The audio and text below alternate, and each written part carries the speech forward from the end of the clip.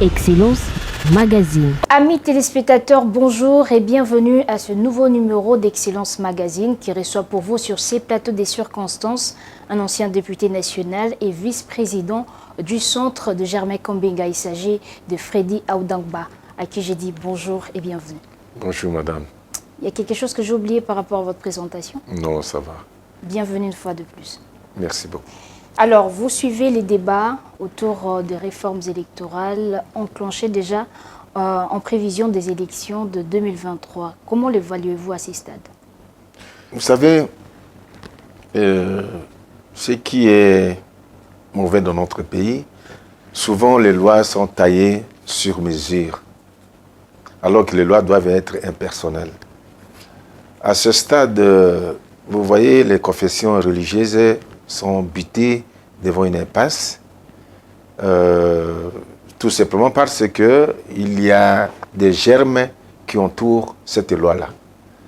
Et il faudrait, à mon avis, au lieu d'aller dans le forcing, comme on le fait, ou soit chercher la voie de vote, il faudrait faire tout pour trouver un consensus autour de cette désignation, notamment, je vais parler du président de la CENI. Alors, vous avez parlé tout à l'heure des germes. C'est quoi ces germes déjà, dont vous faites allusion? Bon, vous savez, les germes, c'est parce que jusque-là, les 8 confessions religieuses n'arrivent pas à s'entendre. Alors qu'ils ont des textes de loi avec eux. Cela veut dire qu'il y a un problème. Il y a un problème. Et cette loi-là, vous vous souviendrez qu'une partie de l'opinion avait critiqué la façon où la loi a été votée, et on a souhaité que la CENI soit totalement dépolitisée, mais malheureusement, la loi a été votée, promulguée, mais nous nous butons devant un problème que les 8 confessions religieuses sont dans une impasse où ils ne savent pas se mettre d'accord sur le choix d'une personne. Donc, c'est ça. Alors, les 8 confessions religieuses réunies au sein de la plateforme des confessions religieuses ne sont pas de commun accord en termes de désignation des futurs animateurs de la centrale électorale. Vous suivez les débats, vous savez que parmi ces chefs d'église, il y a 6 chefs qui ont déposé leur PV à l'Assemblée nationale. Mais à ces stades, est-ce qu'il faudrait prendre en compte ces PV ou les récuser? Qu'est-ce que vous souhaiteriez que l'Assemblée nationale fasse? Moi, je pense que les questions qui ont une influence sur la vie de la nation doivent, ne coûte que coûte, trouver un consensus. Il ne faut pas forcer. Les 6 confessions religieuses ne peuvent pas s'en passer de 2 autres confessions qui ne sont pas les moindres. Nous avons étudié autrefois, on disait, il y a des cours de pondération. Vous pouvez avoir 10 matières à présenter à l'examen d'État, mais si vous échouez dans un cours, coûte que coûte, vous devez reprendre la salle. L'Église catholique, à travers la Synco, les protestants à travers les CC, quand vous les mettez ensemble, c'est presque 80% de la population de notre pays. Et il ne faut pas voir que il y a 6 confessions religieuses qui constituent la majorité et 2 autres sont minoritaires. Non, ce n'est pas ça. Il ne faut pas voir le problème de cet angle-là. La majorité, entre guillemets, c'est quand même les 2 autres confessions qui, jusque-là, ne sont pas encore d'accord avec la démarche. Alors, moi, je pense que il faut leur donner du temps pour trouver un consensus. S'il n'y a pas du temps, s'il y a une impasse qui persiste, je pense qu'ils ont fait le choix d'entrer en contact avec le président de la République, qui constitutionnellement, c'est lui qui est le garant des institutions. Et je pense qu'autour du président de la République, on peut trouver une issue. Mais qu'est-ce qu'on devait attendre si, par exemple, le président de la République arrivait à accorder cet entretien avec le duo ECC-Synco pour le départager par rapport à cette question des désignations de leurs délégués à la CENI? Bon, je n'entre pas dans le pouvoir discrétionnaire du président de la République. Mais vous souhaiterez? Le président de la République, c'est une institution. Il a au moins une centaine de conseillers autour de lui. Toutes les plateformes politiques confondues, toutes les provinces confondues autour de lui. Je pense qu'à ce stade-là, ils doivent nécessairement trouver une issue, puisque constitutionnellement, il est reconnu d'arbitrer de conflits quand il y a des institutions ou bien quand il y a autour de lui les deux institutions n'arrivent pas à s'entendre. Mais en termes de temps, vous ne pensez pas que ça pourrait impacter l'organisation des élections dans les délais? Il faut faire attention. On parle toujours du temps. Il faut donner le temps au temps. Chez nous, les Bangala disent que Mokolomoko est pour Sakanjokute. Il ne faut pas aller trop vite parce qu'on court derrière le temps. Les élections dans notre pays, nous les avons connues 3 fois. Mais toutes les élections ont posé des problèmes. Et comme on dit, même cause les mêmes effets. Nous craignons que les effets du 4e cycle électoral peuvent être plus pires que les 3 autres. Nous avons connu le premier cycle en 2006, il y a eu des problèmes. Il y a eu la guerre ici à Kinshasa. Le 2e cycle a été contesté.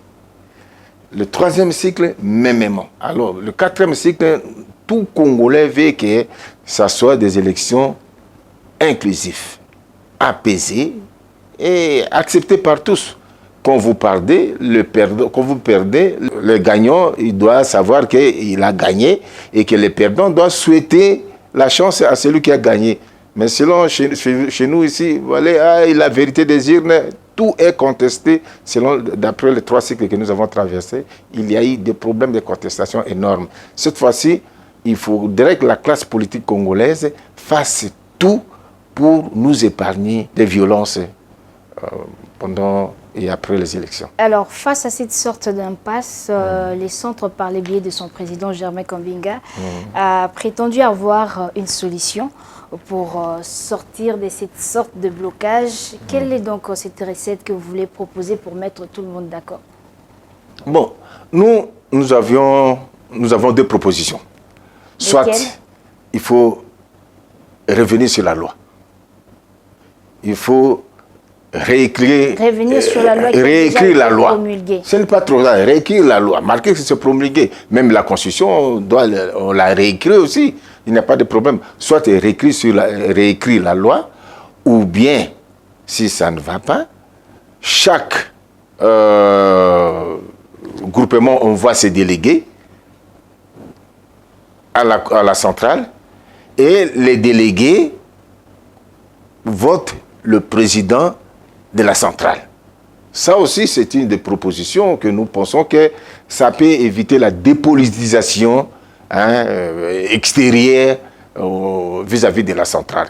Vous estimez qu'à ce stade, il y a possibilité de revenir en arrière, c'est-à-dire réécrire, comme vous dites, la loi sur la CENI? Bon, mieux vaut tard que jamais. Mieux vaut tard que jamais. Mais si ça ne va pas, si le consensus ça ne va pas, alors nous proposons encore une autre 3e voie, que chaque composante envoie ses délégués, la société civile, l'opposition, la majorité, et les délégués autour d'une table choisissent leur président. Ça peut épargner beaucoup de problèmes. Mais lorsque vous faites ces propositions, vous tenez compte du temps qu'il reste pour la tenue des élections? Mais ça ne peut pas prendre beaucoup de temps. Il n'y a pas seulement la loi sur la CENI, il y a aussi la loi électorale qui n'est toujours pas encore débattue. Oui, mais justement, le problème, on est bloqué là parce que le président n'est pas encore sorti.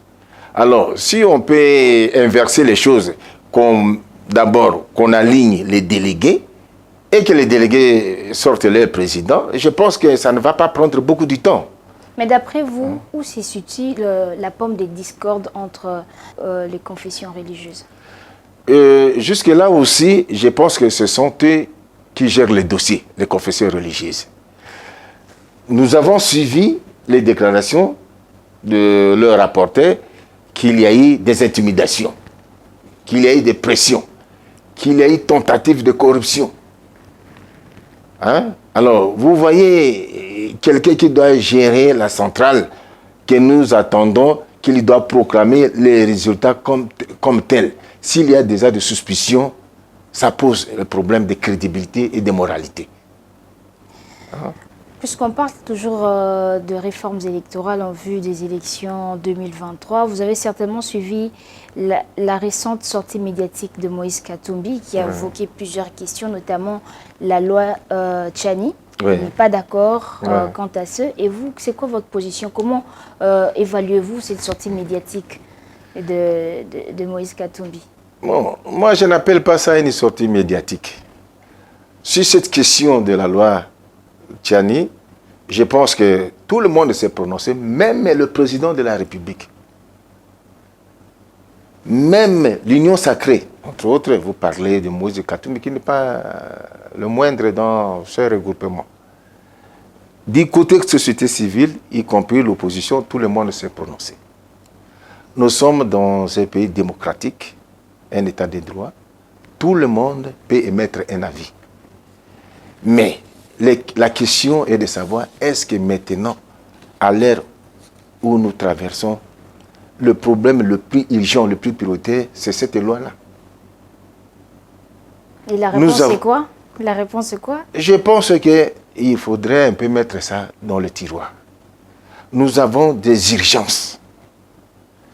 L'insécurité à l'Est. Le social des Congolais. La scolarité de nos enfants.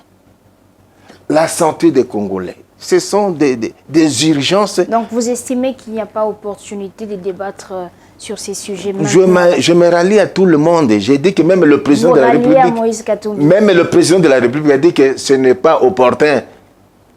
Même le président de la République l'a dit. Très bien.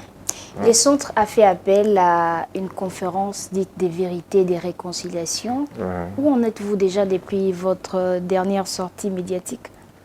Bon, vous appelez toujours de sortie médiatique. Oui. Nous revenons sur des déclarations qui sont fondées. Pendant son investiture au mois de février, le président de la République avait souhaité qu'il y ait une réconciliation entre les Congolais. Alors, maintenant, ça fait bientôt 3 ans. Je pense, et quand vous suivez maintenant les Congolais, des fois, vous êtes dans un arrêt de bus, vous êtes dans un transport en commun, vous êtes dans un bureau, il y a le germe de méfiance entre les Congolais qui commence à énerver. Hein? Alors, nous pensons qu'il est grand temps que cette conférence-là de vérité et de réconciliation puisse avoir lieu pour refroidir, pour apaiser les esprits. Mais qu'est-ce que vous avez déjà fait pour que cette conférence ait lieu? Nous avons soulevé notre voix. Sur terrain. Nous avons soulevé notre voix et nous sommes en train de sensibiliser nos partenaires.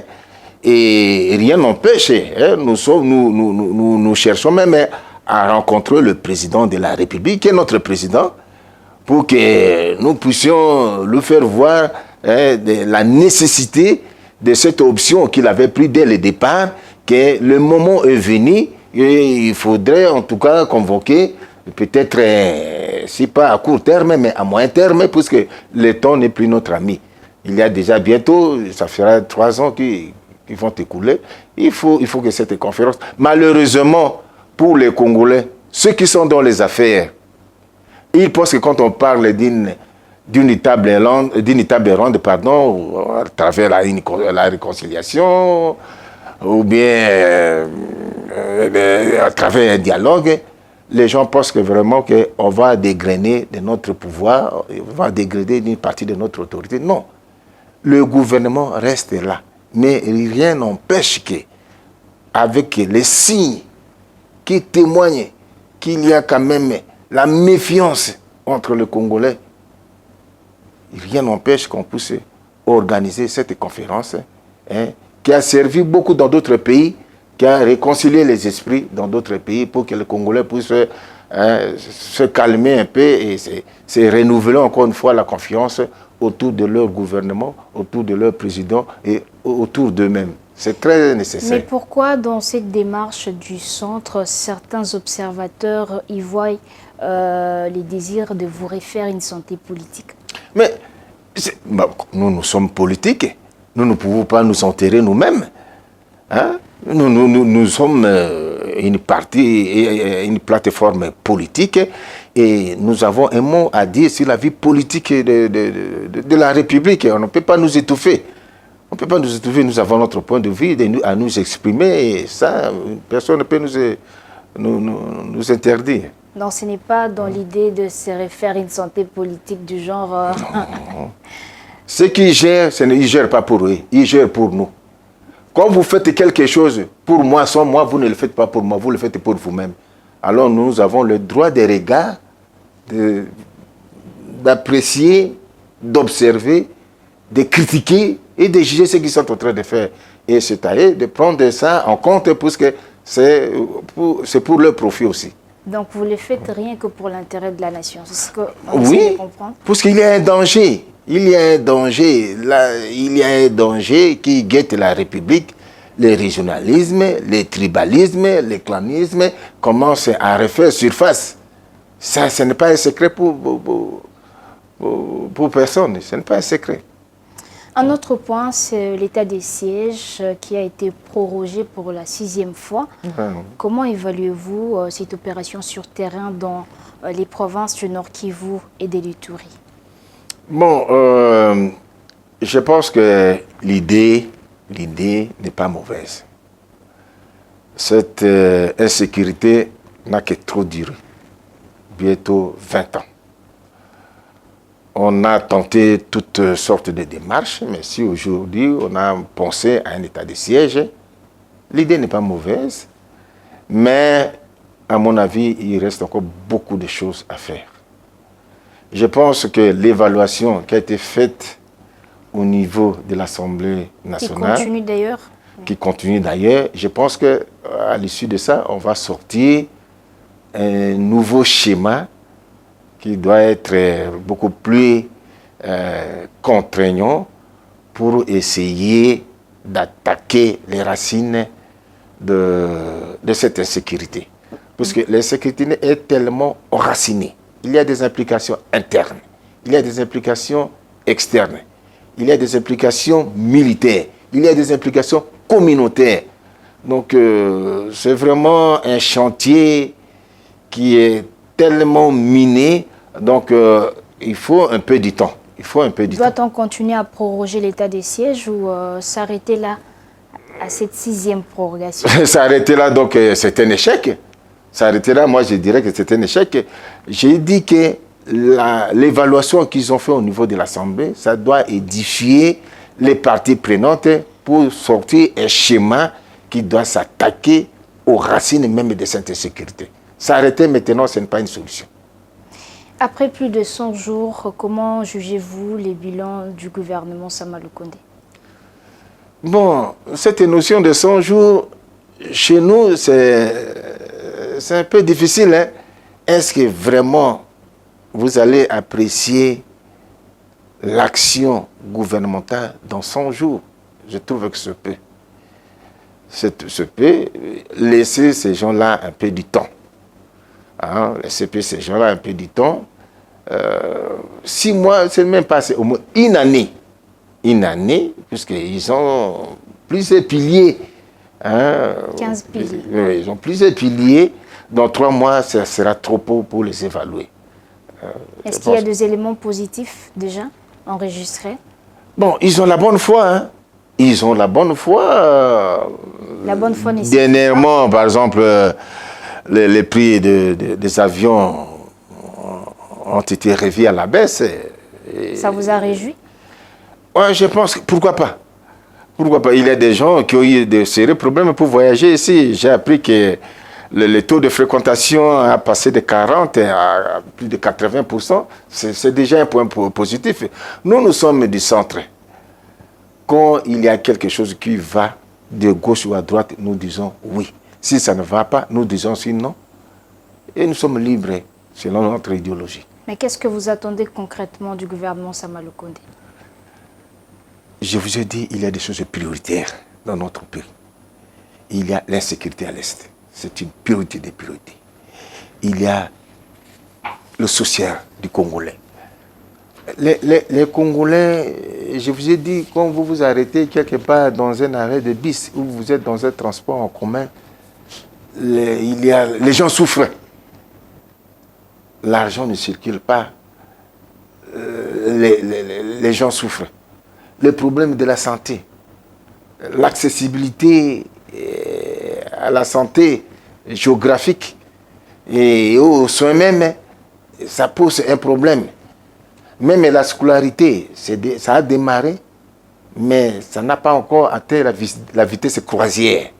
Il y a encore des enseignants NP qui ne sont pas encore payés, il y a encore de nouvelles unités qui ne sont pas encore payées. Par conséquent, au niveau primaire, il y a certaines écoles qui sont obligées de demander quelque chose aux parents parce que tous les enseignants ne sont pas payés. Donc, ça, ce sont des priorités. Nous attendons de ce gouvernement que ces principaux problèmes soient réglés.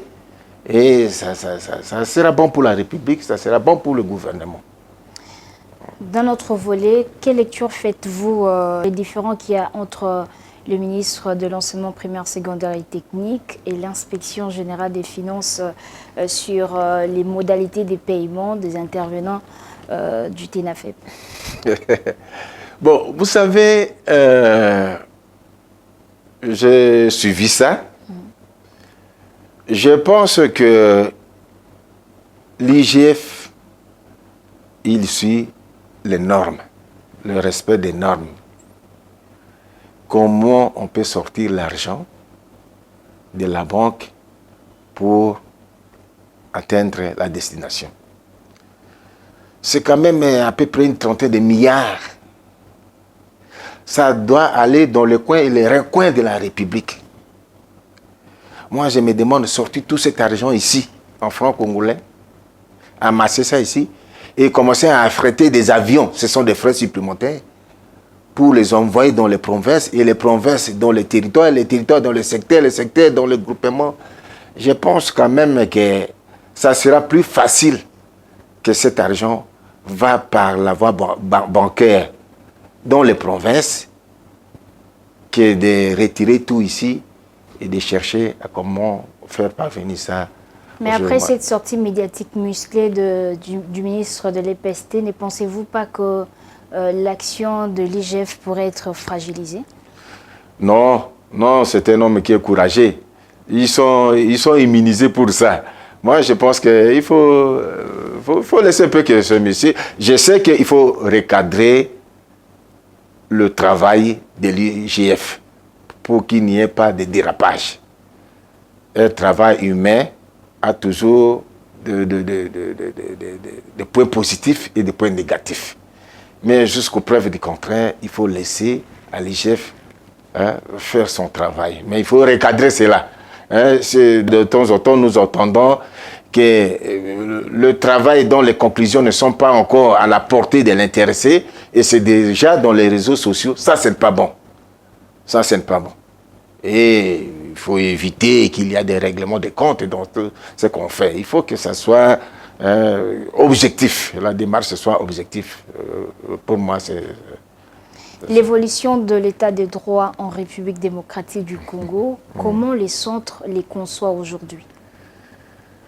Bon, c'est un chemin de longue haleine. Hein? L'état de droit, on ne va pas le construire du jour au lendemain. Les acteurs de l'état de droit, vous avez tout un amalgame de gens, vous avez la police, vous avez les militaires, vous avez les gens des renseignements, vous avez les juges, vous avez ceci. Il y a certaines catégories de gens, il faut vraiment renforcer les capacités pour qu'ils agissent dans le respect d'un état de droit. Donc c'est un travail qui n'est pas aussi facile. Par-ci, par-là, on attend encore des violations qui persistent.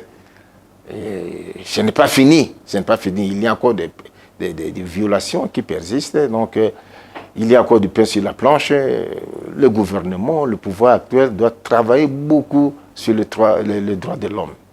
À mi-parcours du mandat du chef de l'État Félix Antoine Tshisekedi Tshilombo, comment les centres établis ou dressent les bilans du chef de l'État? Est-il positif ou négatif? Bon, c'est comme j'ai dit, hein, le bilan, en tout cas pour le président, il est un peu mitigé. Mais il a la bonne volonté. On sent de lui, il a la bonne volonté. C'est comme dit qu'il a tout un conglomérat, hein, autour de lui, il travaille avec lui. Il a beaucoup de partis politiques, beaucoup de plateformes, beaucoup de personnes d'origines différentes, qui sont venues des diasporas, qui sont d'ici. Et il doit faire une équipe qui doit avoir une même vision, qui doit regarder dans la même direction. C'est ça, c'est son problème.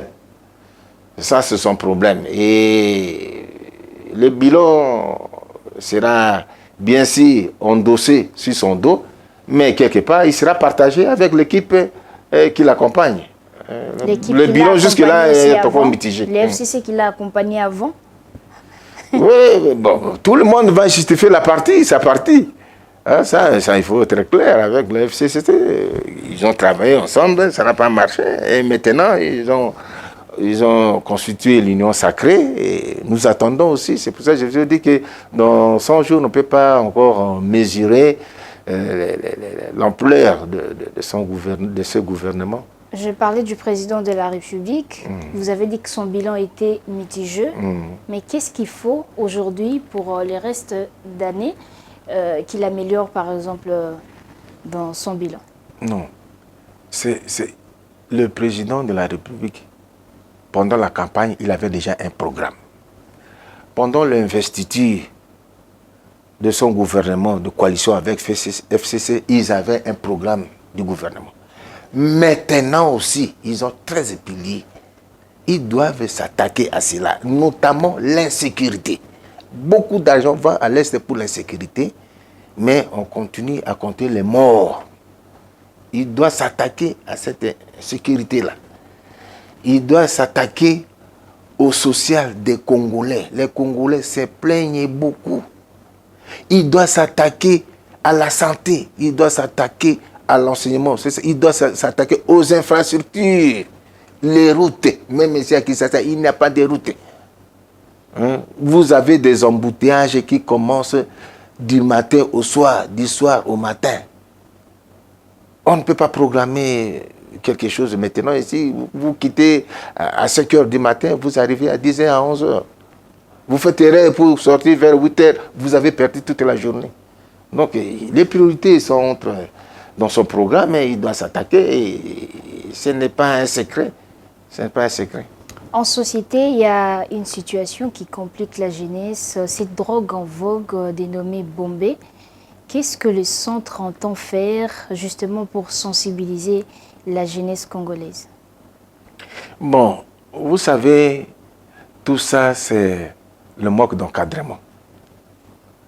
Quand les gens ont beaucoup de problèmes, quand les gens n'ont rien à faire, et surtout la jeunesse qui est majoritaire dans notre pays, et ils se livrent maintenant à des pratiques telles que la toxicomanie. Hein, je suis en train de suivre ça. Si on ne cadre pas, si on n'arrête pas ça maintenant, ça sera pire. Comment arrêter? Qu'est-ce que vous souhaitez faire pour que... Il faut récupérer tous ces jeunes désœuvrés. Ce sont des jeunes qui n'ont pas d'emploi, qui n'ont pas d'occupation, qui ne sont pas encadrés. Et ils sont sur la rue, hein, même les parents n'ont rien à dire sur eux. Donc il faut encadrer ces jeunes et les sortir de cet état-là. Parce que s'ils continuent à être comme des électrons libres, sans encadrement, le pire va arriver. Alors, ça sera peut-être ma dernière question. Comment les centres se préparent pour les élections de 2023? Non, nous sommes en train de nous préparer, d'organiser nos bases, de sensibiliser les bases, puisque en 2018, nous avons connu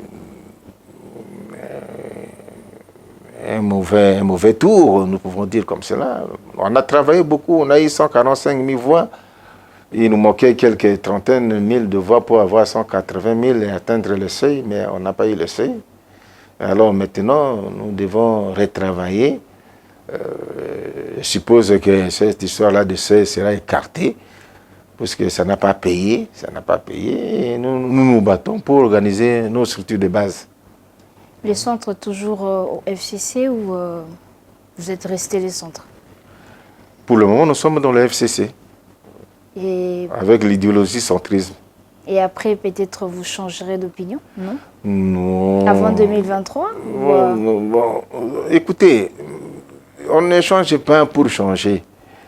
Même au niveau des FCC, il y a des réformes qui sont en cours. Bientôt, je pense que le comité de crise va mettre ça sur la table. Nous allons voir qu'est-ce qui a été changé. Si Comme nous avons autrefois choisi librement d'entrer au FCC, nous allons voir les réformes. Si vous êtes d'accord avec ces réformes, vous restez. Ouais. Et si vous ne l'êtes pas, vous claquez la porte. Bon, on va voir. Ça c'est trop tôt pour le dire. Voilà, nous sommes pratiquement arrivés à la fin de notre émission. Alors, vous allez passer votre message en une de langue nationale. Nalingi na yebisa bandeko bana mboka ba congolais te mboka na biso ezali héritage monene oyo bato babunela biso lipanda batikela biso na mikolo bwindingi mboka ezali kotambola insécurité na este awa na kati na mboka bato bazali komilela nzala ba maladie d'ailleurs ya Covid-19 oyo baza ko parler yango malade monsieur soko buma koleka même yango makambo ya classe ya bana nazo ko senga na ba congolais makambo ya tribalisme germe ya tribalisme oyo e bandi komi manifester na kati ya ba congolais to tika yango to garder bon moko na biso to pesa na chance na bao basé na pouvoir o nyonso baza ko sala pa ba silisa insécurité na est soki longi ezali malamu pona biso nyonso tout mbongo zo kene kuna pona ko bunisa bitumba kuna ko sisa insécurité e ko kene na ba misala misusu to za ko lela abwe donc to tika na bomoko c'est plus que comme dans la kati ya division. Merci. Merci d'avoir répondu à notre invitation. Je vous en prie. Excellence Magazine est terminé. Merci à vous de l'avoir suivi. On se retrouve prochainement. Au revoir. Excellence Magazine.